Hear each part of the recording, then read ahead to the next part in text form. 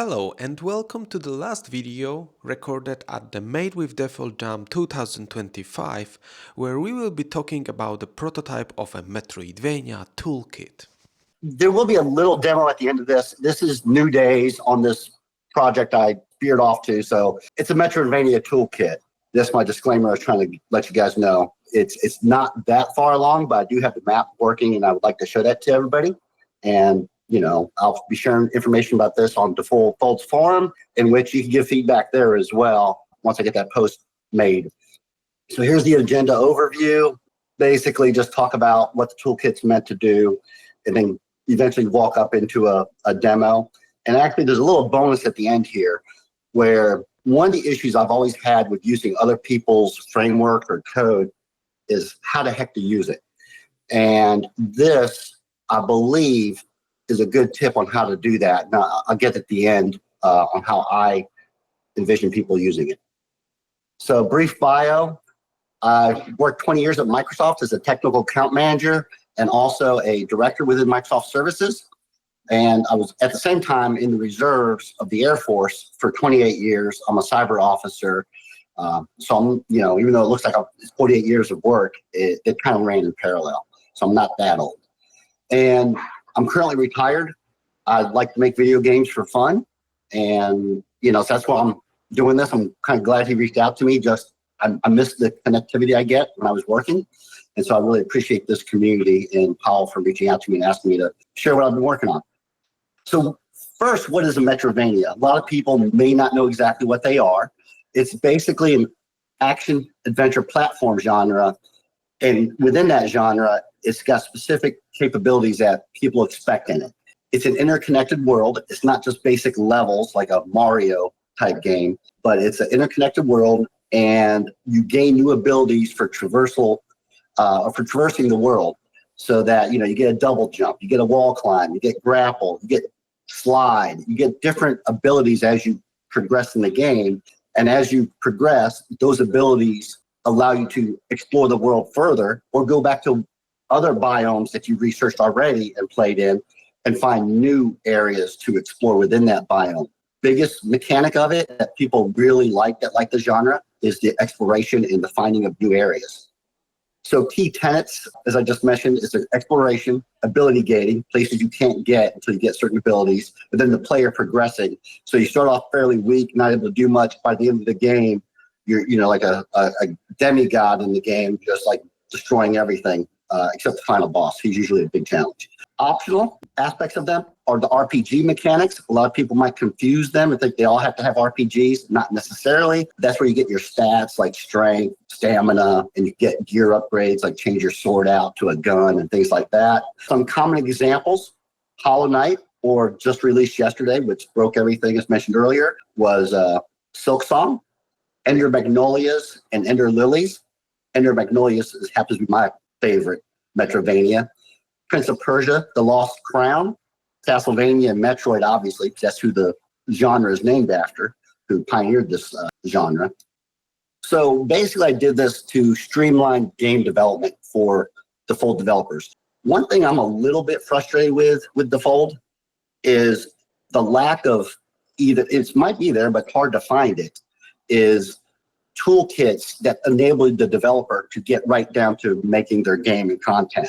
It seems to be very developer focused, like you got to be able to write everything yourself or, know how to use everything, as opposed to other game engines that you go to the store and you're like, oh, okay, I go to the Unreal store and get a 2.5D platformer kit and start from there. Or, a 2D platformer kit that has everything already enabled from the player controller to physics and everything already wired up and good to go. And I just have a hard time with that with Defold and finding it. But I love programming in Defold. So I thought I would go ahead and create this myself after I saw one on Godot even. They had a Metroidvania Toolkit on Godot. I was like, oh man, if they could do that on Godot, I could definitely do this on Defold. So anyways, that's why I did this, to make it easier for developers. And not really, actually think about it, not really developers, but more along the lines of the artistic type, the game creatives that do know how to develop, but they want to get into making their content more than spending time in code. So I kind of just talked about this a little bit. I want to reduce coding. I want to get to rapid prototyping, get faster iteration cycles going so you can test your gameplay ideas. That's what this is really about. I don't want to spend a lot of time developing. I want to spend time making my game. And so this hopefully will enable people to get there. So one of the things I'm going to have as a central tenet is I want everything centralized, whether in a settings file or files or with properties on game objects. There's trade-offs to both. Obviously, if you use a settings file, to me, that's actually easier because I can just open my settings file and get to it real quick, know what all those are. If they're properties on game objects, then you got to go find the game object, get to the property, adjust it, then rebuild it. Currently, right now, I've got a hybrid of both, and I think that actually I have the game setting files and the properties mirrored so that you could do both right now. But a lot of that's due to I'm in developing of the toolkit, and so I have to work through some of these issues, and this just makes it easier for me. So if you know anything about a tile editor, Defold has one built in. I'm also planning to make this work with tile map editor. The tile editor or map editor in Defold, it works, but if you're really into designing levels and that's where your creative part is and you want to focus on that, tile is so much better. And it has integration to export to Defold, so that makes that part easy. But at the baseline level, this is what, and they both will have this, you have to have the common layers for the toolkit to work right. So I will have, a set of names on here. I might make those customizable in the settings file to where you can name them what you want. Then the toolkit will go and find them, do the right things with them. But right now it's hard coded. And I'll show these in the demo here coming up so that you guys can understand why I do what I do within the tile maps to make the engine work. Another thing that kind of gets boring with me with Defold is every time I start a new game, gotta make a new player controller. As opposed to just working out of the box. So I made a very customizable game controller. So instead of saying, press A, you get jump, it's press A, you get button press A. And then within the code itself, you'll have a configuration file that you get to say, button press A equals jump, or button press B equals slide. And so you'll get to adjust that as the developer. But on top of that, that also makes it a lot easier for in-game, for the developer to expose this to the player so that the developer could make it that the player gets to change their configuration bindings easier. Some people don't like A being jump. They want B to be jump. If they want a right trigger to be jump, which I don't understand why, but you get the point. The player can go in there and configure that easier as well. So I'm building a game controller module that allows that to make it easier on the developer, to make it easier for the player to get the look and feel that they want as far as the game controller mechanics. Implementation of core player abilities, as I mentioned earlier, there's player progression, you get more abilities. And there's some common ones that are in Metroidvanias, from walking, running, sliding, and crouching. Those are all pretty common. Those will be baked in. Advanced mobility, here's some other very common ones: air dashing, wall, cling, or climb, grappling, double jump. Those are all very common advanced mobilities within a Metroidvania. Actually, double jumping would probably be just movement abilities because almost every Metroidvania has that. Defensive mechanics, lock, parry, and iframes. So that's going to be built into the toolkit. So if you want to use it, you just call that ability, and all the logic is there to enable those capabilities. And also player progression. So how do you get these abilities? Well, in Metroidvanias, either locks and keys, you go find something that gives it to you, or you get to a certain, which then it enables the player to get the ability or something along those lines. You defeat a boss, you get a new ability sometimes. So that will be baked in too to make it easier for you to, as a developer, to just enable these abilities to be assigned to the player. All right, so this is where I've been spending a lot of my time recently, is on the map generation. I wanted to make sure I could get this to work right in Defold before I proceed with the other stuff. The map generation took me a little bit of, it's an auto-generated mini map. Now up here on the top right is a mini map, in case you don't know what it is. Some players don't like mini maps. Some players love mini maps. I personally love them. It's going to be optional. You could toggle it within game too for the player. If they don't want it, they can just turn it off. And then you basically have the mini map, as an overlay or a pause screen, whatever the developer wants. to be in the game. So you don't have to use it as designed here. It's very flexible. And you can change colors. Now, these are not mine. This is Ender Magnolias, and this is Biomorphs. And these were the inspiration behind my mini map and why I wanted to do it. I love their mini maps up in the corner and the way they worked. Quick toggle makes it bigger. Quick toggle makes it smaller. Quick toggle turns it off. And so I love that. I didn't have to go into my settings options and turning on and off and everything else. So if there's something up here in the top right corner you want to see, you just push in like the right thumbstick, and then the mini map goes away. So that's, once again, behind the philosophy behind this mini map that I'm working on. There's two basic map styles within Metroidvanias that I've observed. You have the old classic blocky style, and you have the more modern down here at the bottom, which is Ender Magnolias. It kind of shows the room layout. And actually on this one, you can see the little lines. It's still actually blocked. So I guess the next slide I'll show you here in a second, Prince of Persia, does a better job of displaying the way the rooms are interconnected with artwork as opposed to just blocks. And Biomorph here, I kind of think of as in between. You can obviously see it's blocks. However, within these blocks, they have artwork that kind of represents the room you're in, which once again helps the player. I'm not sure I'm going to be able to add that into the toolkit at first. I would like to. That's optional for me. But one thing I do plan to have in the toolkit is, see these gold outlines? That means you have completely completed the room. Like, there's no more hidden objects. There's no more quest updates. It lets the player know they've completed everything in that room. I love it as a Metroidvania player first, but I know it's also in Ender Magnolias. All these rooms are blue because I fully discovered them, and so there's nothing left. Otherwise, the room is black, where it lets you know you haven't gotten everything in that room yet. So that's going to be a capability within the map as well that, once again, the developer could use or not use. It's up to the developer. And this is what I was talking about with Prince of Persia, custom map markers and screenshotting. Custom markers isn't that new in Metroidvania, but it allows the player to go up and mark the map up. And these are built-in markers that they have in the map within Prince of Persia. But you could also go in here and, lay a little token down there to let you know you want to go back and revisit it.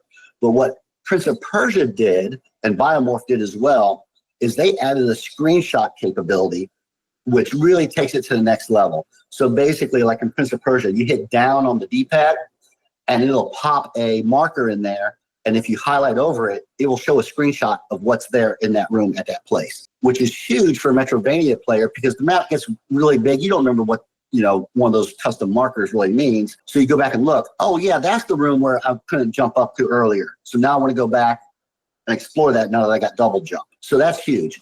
Screenshotting and custom markers, map markers will be part of the toolkit as well. So here's a short demo of the current map system.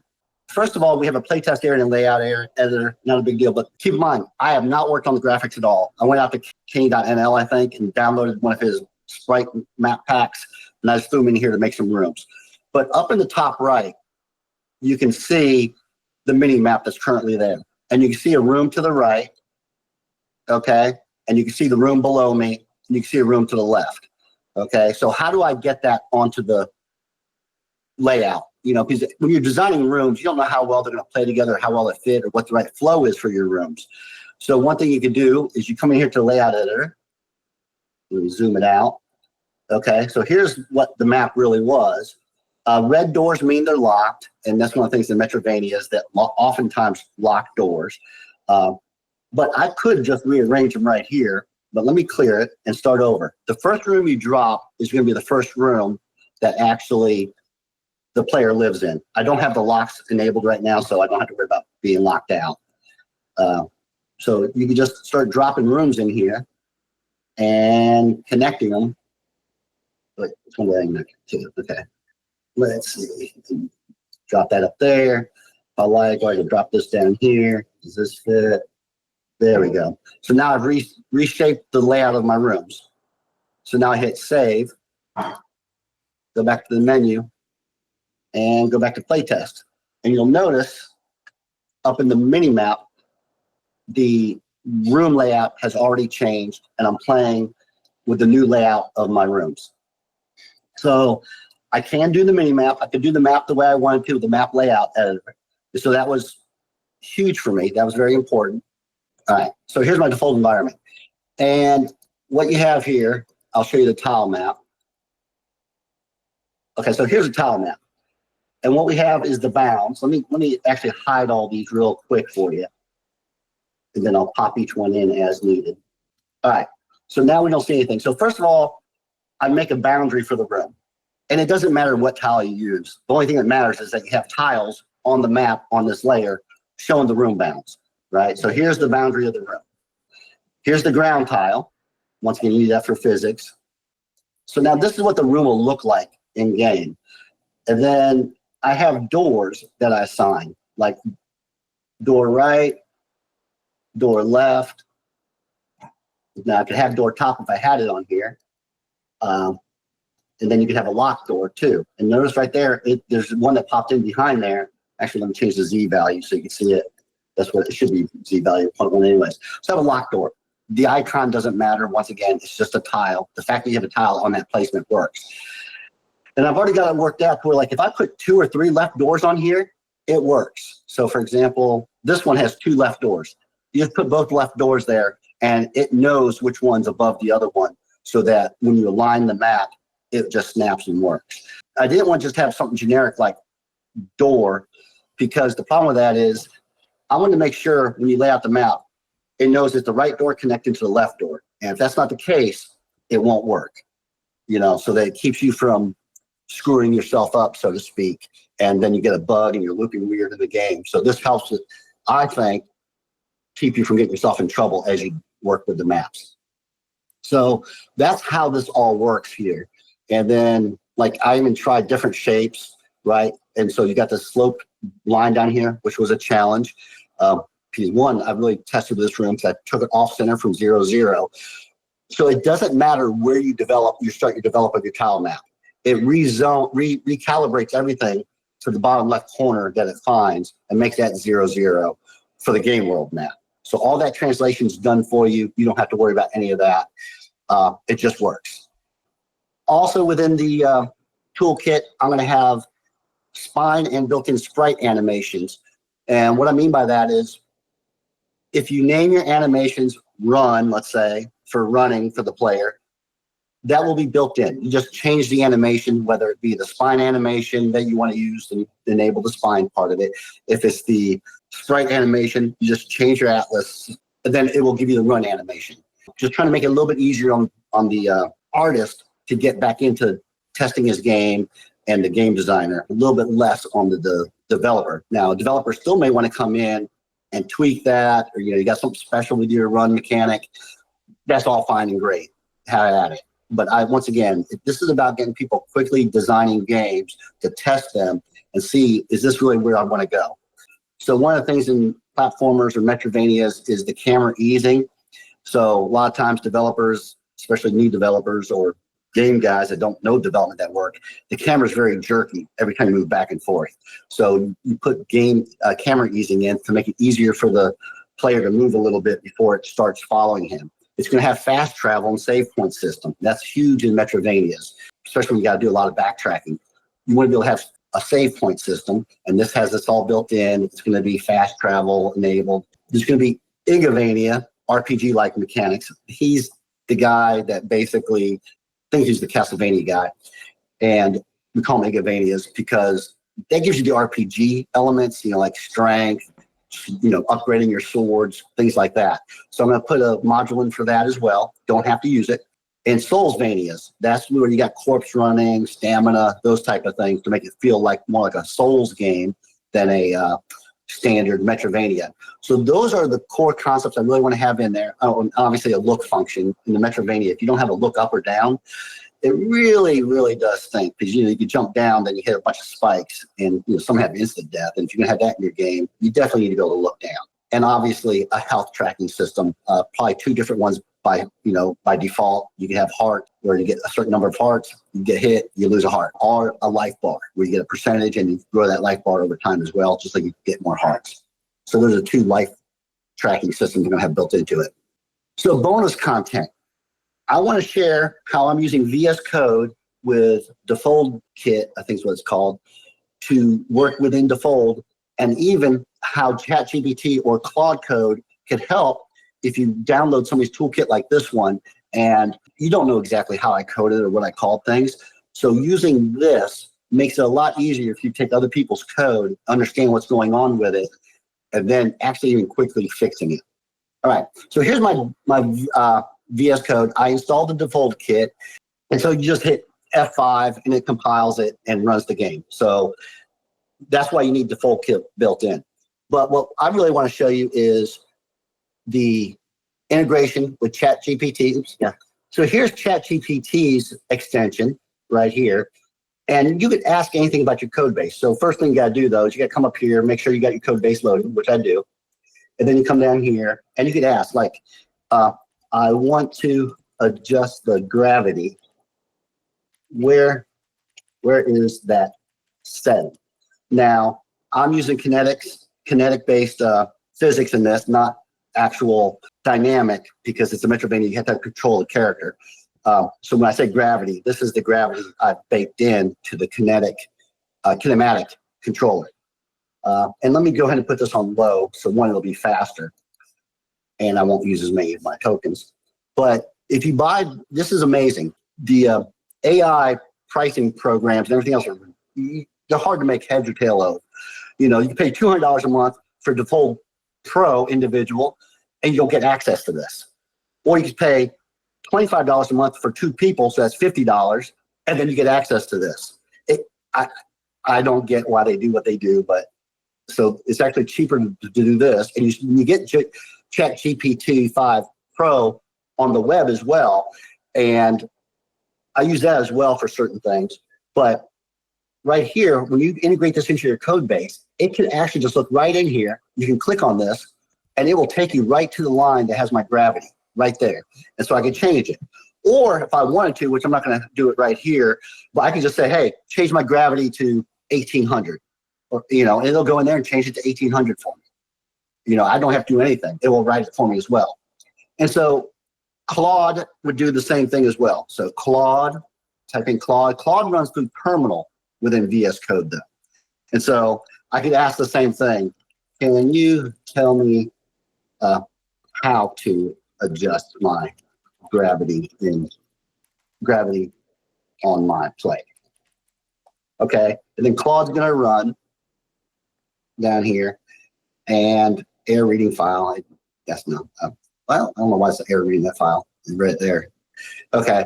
Now, one thing you will find if you do try to use VS Code on Windows, like I'm doing right now, both of these extensions are currently in pre-release. So if you really want to do this on Windows, you're better off installing the Windows Linux subsystem and running VS Code from that. Okay, so it's still running on your Windows platform just like everything else, but it's actually running on Ubuntu underneath it. Then everything seems to work smoother. So here we go. So it's fall gravity, line 76. And, you know, so it comes in here and tells you some stuff, tells you fit. So they have different ways of achieving the same thing. I personally like ChatGPT, but honestly, what I do between both of them, if I'm having an issue, like let's say I'm trying to design something and having the AI help me, ChatGPT is just cranking along, it's doing great. Then all of a sudden you get stuck in this loop where it breaks it, fixes it, but doesn't fix the real issue, breaks it, fixes it what it broke, doesn't fix the real issue. Then I go over to Claude. I tell Claude do the same thing, and then Claude fixes it. And then I stick with Claude for a while, and then Claude screws up and can't fix it. Then I go to ChatGPT, and ChatGPT fixes it, and I stick with it. And what that ends up doing for me is it does a few things. One, it keeps me from using up all the tokens that they give you for the 5-hour period or whatever you get to use, because I go bounce back and forth between them. But it really does help speed along the development for me, okay? And that's me. I know some people don't like AI. They feel like it's taking their jobs, but it's a reality. It's what's here. And as a solo developer, I can code so much faster using AI than I could. And I would be nowhere near where I am today on this map, especially the map part, if it wasn't for AI assisting me and helping me figure this stuff out, helping me learn. Actually, it even helped me learn the best way to do things. That's another big benefit of it is I ask it, what's the best way to do this? You know, I give it some ideas. I can do it this way or this way. What do you think? And it comes back and gives me what other people have done and what the pros and cons are of each model, which ends up helping me a lot. So that's the conclusion. If you have feedback, I will be posting a thing on the full forums, and you can give feedback there. Always looking for great ideas or suggestions. Thank you, everybody.